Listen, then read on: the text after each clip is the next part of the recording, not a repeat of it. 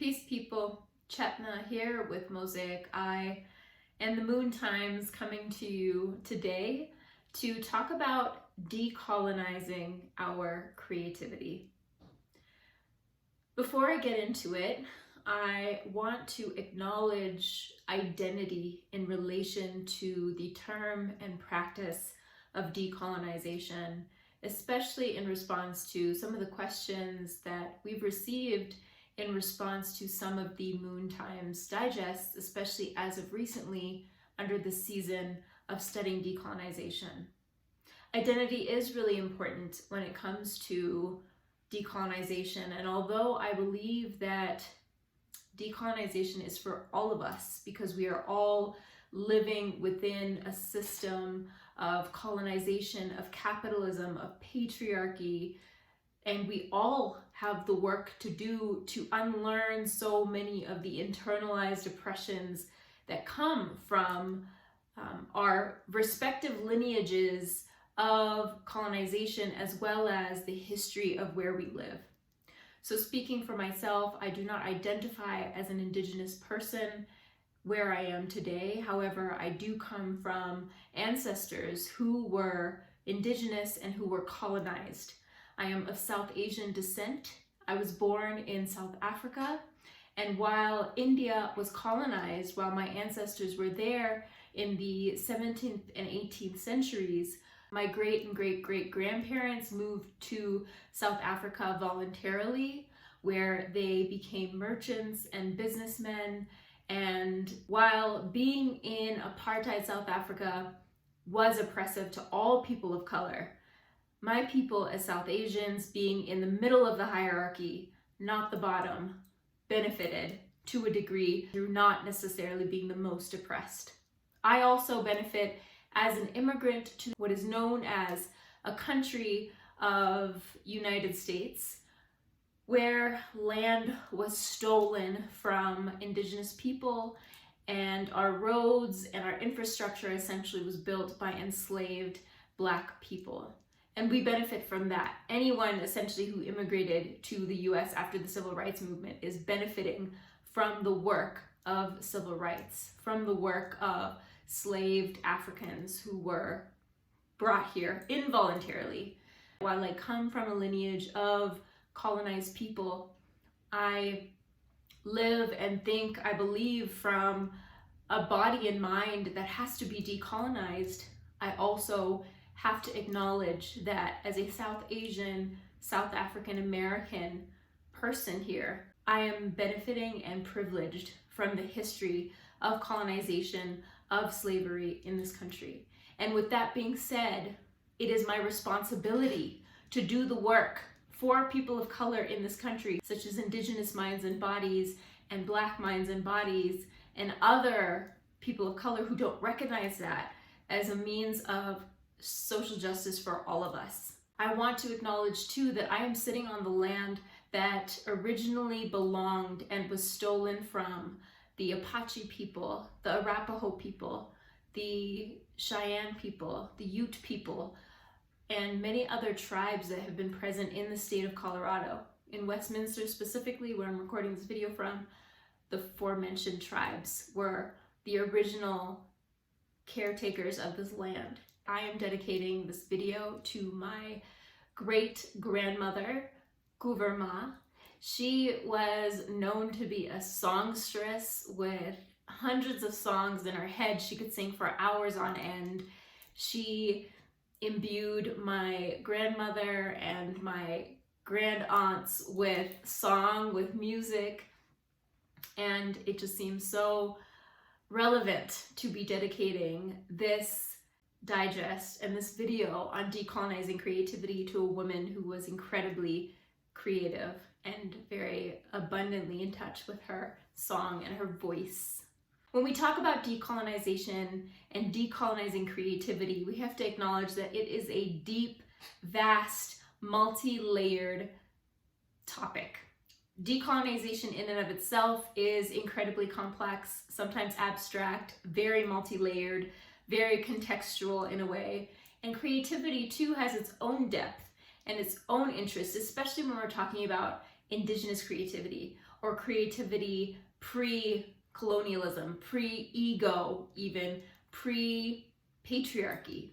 So we're going to focus in this video on something tangible that we could walk away from and walk away with, able to practice. And that is finding presence in the process of creation. Finding presence in the process of creation in and of itself is decolonizing creativity. Colonization, capitalism wants us to be preoccupied with the product. What worth is this going to give us? How much money is it going to bring us? How much fame? How much appreciation? How much credit is it going to bring us? What is it going to give us? Whereas indigenous frameworks and indigenous perspective on creativity is how could we honor mindfully the process that is creativity, the life within creativity. So I'm referencing a definition provided in this book for Indigenous Minds Only by Waziyata Win and Michael Yellowbird. Michael Yellowbird came up with a conceptual model of decolonization, and he talks about decolonization as both an event and a process. We're going to be focusing on his definition of decolonization as a process. Michael Yellowbird says that decolonization as a process is engaging in the activities of creating, restoring, and birthing. It means creating and consciously using various strategies to liberate oneself, adapt to or survive oppressive conditions. It means restoring cultural practices, thinking, beliefs, and values that were taken away or abandoned but are still relevant and necessary to survival. And it means the birthing of new ideas, thinking, technologies, and lifestyles that contribute to the advancement and empowerment of Indigenous peoples. When we're focusing our work on decolonizing ourselves, our minds, and our bodies, and our creativity, and also allowing our work to speak to social justice, to speak to uplifting the voices of Black and Brown people in our country, that's especially when we're decolonizing our creativity, but it really starts within. It starts with our own presence in the process. So when Michael Yellowbird says engaging in the activities of creating, restoring, and birthing, just being able to create something, to make something, whether it be a meal or a poem or an article or a drawing or a conversation or a space or how you choose to adorn your body. This all matters. This is all forms of creativity. He also says creating and consciously using various strategies to liberate oneself. Creativity in and of itself is a self-liberatory, self-expressive activity. It is, when we allow it to be, something that we can leverage to put something out into the world that comes from within us, that comes from our thoughts, from our feelings, from our perspective as it stands. And most importantly, it says to adapt to or survive oppressive conditions. Now, something that often keeps us overall from engaging with the process, from finding presence in the process, are our oppressive conditions. And it could be external, kind of the culture of doing, producing, doing something productive, whatever that means, often not really conducive to our self-care or rest. Resting is so much about decolonization.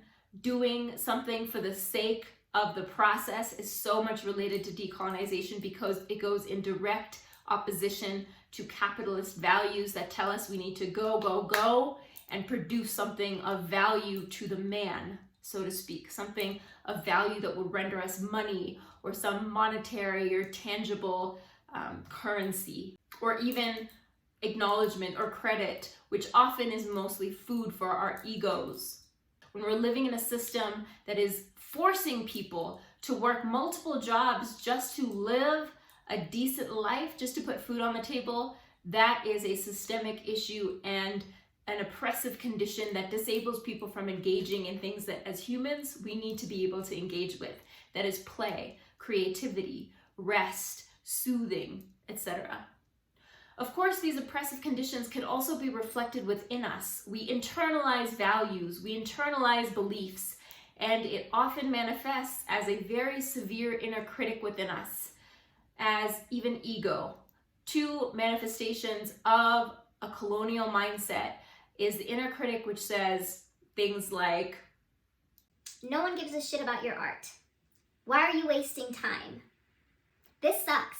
You're not that good. You're not as good as so-and-so. You're wasting supplies. No one cares about what you're doing here. This isn't going to do anything for anybody. This is going to have no effect on the world. It's not healing. It's not helpful. It's useless. This sucks. You're not that good." Whoa, that's intense. Other ways in which colonial mindset comes in our creative process is through ego, saying things like either, "Wow, you are the shit. You're so good. You're better than everybody. God, you're genius. You're brilliant. Look at all of this amazing artwork. People love this. People love you." Or it may say, "I hope people really love this. I hope they really understand this. What if they don't understand it? Oh no, people aren't going to understand it. People never understand me. People will probably steal this work and not credit me. What if I don't get the credit I want? I hope I get acknowledged. I hope this brings me lots of money." These are the ways in which colonial mentality seeps into our brains and penetrates our creative process, often leaving us paralyzed or straight up fed up to even continue with the process. And that's where our ability to engage in the activities of creating and restoring and birthing gets truncated through these colonial voices outside of us and inside of us, often inside of most of us. Finding presence in the process starts with creating, manifesting, birthing, even with all of this happening, around us. It's moving through those voices, acknowledging them, calling them out for what they are. Oh wow, that's ego. Oh wow, that's the inner critic. There it goes again. Oh wow, that's colonial mentality. Recognizing it, acknowledging it, there it is. Yeah, I see where that comes from. That makes a lot of sense. And doing our best not to react to it and fold under it by being enslaved by it. We can practice this within ourselves. Creativity is a beautiful microcosm for doing this work outside of us too. If we can show up to our canvas, to our kitchen, to our blank slate, whatever that is, and allow ourselves to go through the process of restoring, of birthing, of creating, whatever it is, without being preoccupied with the product, which is what capitalism wants us to do, without being enslaved by the inner critic or the ego, which is also what colonization wants us to do. If we can move through it and create and find some presence and some okayness in the process and to just let it be, that is in and of itself practicing ways in which to liberate ourselves bit by bit, and that's where it starts. You don't even have to find utmost joy or celebration or feel liberation in the process.